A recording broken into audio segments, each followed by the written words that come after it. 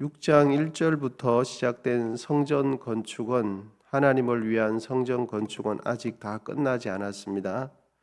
본문 13절부터 내일 보게 될 13절부터 다시 여호와를 위한 성전 기물과 관련된 이야기들이 진행이 됩니다. 그러니까 6장 1절부터 여호와를 위한 성전 건축 그것이 마무리되기 전에 그 사이에 오늘 본문이 되는 내용이 기록되어 있는데 오늘 본문은 어떤 내용이냐 하니까 하나님하고는 상관없고 솔로몬 자신의 왕궁을 건축하는 내용이 삽입되어 있습니다.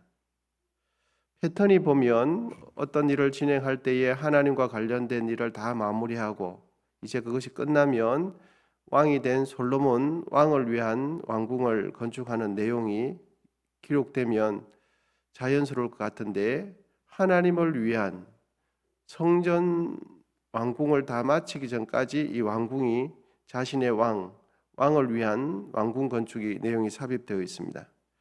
여러분 학자들은 이러한 패턴의 내용 진술이 의도성이 있다고 봅니다. 의도성이. 그러면 어떤 내용의 의도성이 있는가 하는 거죠. 솔로몬 왕 마음의 중심이 하나님 중심에서 점점 세속적으로 변해가는 것을 이 패턴이 보여주고 있다라고 이해를 합니다. 솔로몬 왕 중심이 세속적으로 변해가고 있음을 패턴을 통해서 글의 문장 배치를 통해서 은근히 암시하려고 하는 의도성이 있는 진술로 보는 것입니다. 이런 이해가 설득력을 갖는 것은 하나님을 위한 성전 건축은 몇 년 동안 진행이 되었습니까? 7년 정도 기간이 되었거든요. 그런데 자신의 왕궁을 건축하는 데는 몇 년입니까? 13년이 되는 것입니다. 그래서 이 본문을 읽는 독자들은 앞전까지 내용을 보면 하나님을 위한 성전 건축은 7년 만에 짓고 자기를 위한 왕국은 2배가 되는 13년 동안 성전을 건축하는 데 시간이 걸렸네라고 하면서 의문을 품게 되는 것이죠. 결국 솔로몬은 하나님을 위한 성전 건축보다 누구를 위한 건축물의 건축을 하는 데 신경을 썼다는 것이 됩니까? 맞습니다. 자신을 위한 집을 짓는데 하나님보다 훨씬 공을 더 많이 들였다 하는 것을 확인할 수가 있고 또 자기의 집을 짓는데 마음을 더 많이 쏟고 있다는 것을 알 수 있습니다. 솔로몬 왕의 마음 중심이 흔들리고 있다는 것을 더 분명하게 알 수 있는 증거는 본문 8절입니다. 본문 우리 8절을 함께 보시겠습니다. 본문 8절입니다. 같이 한번 읽으시면 좋겠습니다. 시작. 솔로몬이 거처할 왕궁은 그 주랑 뒤 다른 뜰이 있으니 그 양식이 동일하며 솔로몬이 또 그가 장가든 바로의 딸을 위하여 집을 지었는데 이 주랑과 같더라. 아멘. 8절에 보면 솔로몬 왕은 누구를 위해서 건축물을 하나를 또 지었습니까?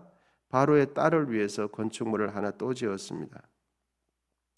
자신의 왕궁을 건축하기 전에 자신의 아내가 됐든지 하여튼 바로 왕의 여인을 데리고 왔는데 그 여인을 위해서 또 하나의 건축물을 지은 것을 8절을 통해서 확인할 수가 있죠. 하나님을 위한 성전을 건축하는 것도 쉬운 일이 아닌데 자신의 왕궁 건축하기도 했고 그 힘든 중에 애굽에서 데려온 여인을 위하여 그 여인의 거처를 위해서 건축물을 짓는데 또 신경을 썼다 하는 것을 확인할 수 있는 것이죠. 여러분 솔로몬이 자신의 거처 왕궁을 건축하는데 왕이 자신의 왕궁을 건축하는데 크게 비난받을 일은 아니죠. 하지만 성경 기자는 좀 전에도 말씀드렸지만 이러한 배열을 통해서 솔로몬 왕의 마음속에 있는 내면의 흐름을 보여주고 있다는 것입니다. 솔로몬 왕의 마음속에 우선순위의 결정에 있어서 어딘가 모르게 점점 하나님 중심에서 세속화되어 가고 있고 하나님 중심에서 인간적으로 자신의 관점이나 자신의 어딘가 모르게 마음이 변해가고 있다는 것을 짐작해주고 시사해주고 있죠. 하나님을 믿고 섬기는 사람에게 있어서 소위 하나님의 일, 즉 교회와 관련된 일이 있고 교회와 관련이 전혀 없는 일, 세상과 관련된 일이 있죠. 여러분, 이 일 두 개 중에서 우리는 어떤 일에 우선을 해야 하겠습니까?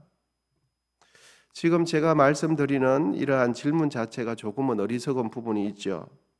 교회와 관련된 업무만이 하나님의 뜻이라고 말씀드리는 것이 아니라 우리 마음 중심이 하나님께 있느냐 아니면 나에게 있느냐를 지금 제가 질문을 드리는 것입니다.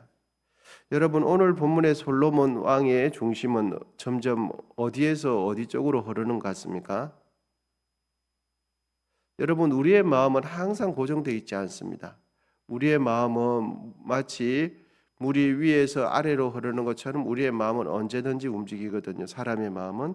그런데 솔로몬 왕의 마음은 어디 쪽에 있는 것 같습니까? 그렇죠. 어딘가 모르게 하나님 중심에서 어딘가 모르게 세속적으로 흘러간다는 것을 성경 본문에 있는 패턴을 통해서 그렇고 하나님을 위한 성전 짓는 것도 그렇지만 또 자신의 왕국을 성전보다 2배나 더 길게 13년을 짓고 또한 자신의 성전을 짓기 전에 우상을 섬기는 바로 왕에서부터 얻은 그 딸을 가지고 와서 왕궁을 짓기 전에 또 하나의 건축물을 지어준 거예요. 자신의 왕궁을 위해서 어마어마한 경비와 시간을 들여서 왕궁을 건축했다는 이러한 진술은 솔로몬 왕의 내면적 타락이 시작되었음을 느끼게 해줍니다. 여러분, 왕정 국가에 있어서 왕의 권력을 가장 잘 드러내는 장소는 어디겠습니까? 궁궐이죠. 솔로몬 왕은 이스라엘 역대 최고의 왕인 만큼 그야말로 자신을 위한 거대한 왕궁을 건축했습니다.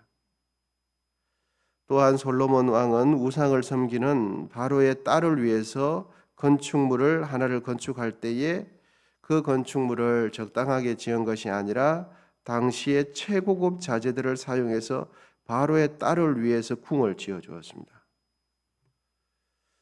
여러분, 댐이 무너질 때 어떻게 무너집니까? 흙으로 지은 토담이나 담이 무너질 때 어떻게 무너집니까? 처음에 댐이 무너질 때는 바늘 굵기만한 눈에도 보이지 않는 아주 작은 구멍에서부터 물이 새지요. 그것을 심각하게 생각하고 빨리 막지 않으면 바늘만한 구멍은 조금만 지나면 금세 팔뚝만한 구멍이 되지요. 그리고 그 팔뚝만한 구멍을 조금만 시간 지나면 허리 굵기만큼 구멍이 되지요. 그리고 그것을 그대로 방치하면 허리 굵기만한 그 구멍은 결국은 댐 전체를 무너뜨리게 되는 것이죠. 여러분, 좀 전에도 말씀드렸지만 우리 마음은 항상 고정되어 있지 않습니다. 선한 마음을 품다가도 그 선한 마음을 품으면 그 선한 마음이 평생 가지 않습니다. 주를 사랑하는 마음을 품어야 되는데 그 마음이 작년에 주를 사랑하는 마음을 품었다고 해서 그대로 갑니까? 여러분, 올 한 해를 시작하면서 성구 영신 예배를 드리면서 올 한 해는 정말 주를 위해 살리라 이렇게 마음을 잡으셨을 텐데 그 마음이 그대로 있습니까? 그렇지 않죠. 올 한 해는 정말 주를 위해서 헌신하며 한번 살아보리라 라고 말하지만 어느새 시간이 지나고 바쁜 환경이 대하다 보면 우리의 마음은 어느새 또 다른 곳에 가 있습니다. 우리의 마음은 또 다른 곳에 가 있어요. 이번 달에는 정말 기도 열심히 한번 해봐야지라고 하는데 어느 한순간에 나도 모르게 그 생각을 싹 잃어버리고 또 다른 것이 우리의 가슴 속에 탁 자리 잡고 있을 때 있거든요. 솔로몬 왕 마음은 처음에 봤을 때 하나님 앞에 정말 진실한 마음으로 그렇게 했습니다. 그런데 솔로몬이 왕을 짓고 건축하고 자신의 아내 데려오는 것을 볼 때 솔로몬의 마음은 점점 어딘가 모르게 변해가고 있다는 것을 알 수가 있습니다. 여러분, 오늘 본문을 대하면서 한번 생각해 보시기 바랍니다. 우리의 마음은 어디 있습니까? 나의 마음은 지금 어디 있습니까? 우리의 마음은 하나님께 있습니까? 아니면 사람에게 있습니까? 우리의 마음이 하나님께 있습니까? 아니면 세상에게 있습니까? 아니면 우리의 마음이 하나님에게도 있고 세상에도 있습니까? 우리의 마음 중심, 신앙 중심이 솔로몬 왕처럼 하나님과 세상 사이에서 갈등하고 있다면 하나님께로 돌아가야 할 때는 갈등하는 바로 지금 이 순간입니다. 이 순간에 하나님께로 돌아가야 할 타임입니다. 갈등을 지나서 어떤 일이 사건이 계속 나다 보면 바늘만한 구멍이 발등만한 구멍이 되고 발등만한 구멍은 허리 굵기만한 구멍이 되고 급기야는 댐 전체를 무너게 되는 것입니다. 솔로몬은 아직 오늘 본문 가운데 명확하게 하나님을 떠나지 않았습니다. 그런데 그의 행보나 오늘 본문의 진술이 되어지는 패턴을 보면 독자들은 솔로몬의 마음을 읽어낼 수가 있습니다. 여러분, 우리의 마음이 갈등이 있을 때 바로 그 순간에 하나님께로 돌아가야 할 타임입니다. 기도하겠습니다.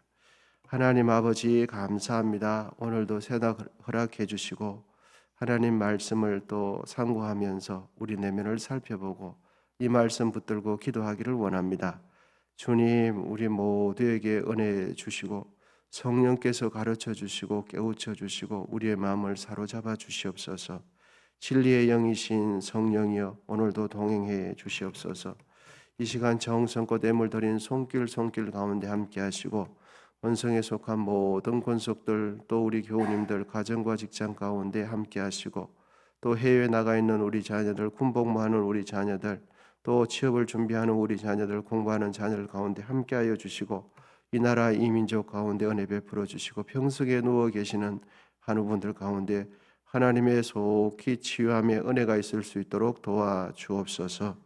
이제는 우리 주 예수 그리스도의 은혜와 하나님 아버지의 답없는 사랑과 성령의 교통하심이 하나님만을 의지하며 다시 한번 우리의 중심이 세상으로 향하지 않고 세속적으로 변해갈 것이 아니라 신실하게 하나님께로 돌아갈 것을 결단하는 우리 모두 위에 이제로부터 영원히 함께 하시기를 간절히 축원하옵나이다. 아멘.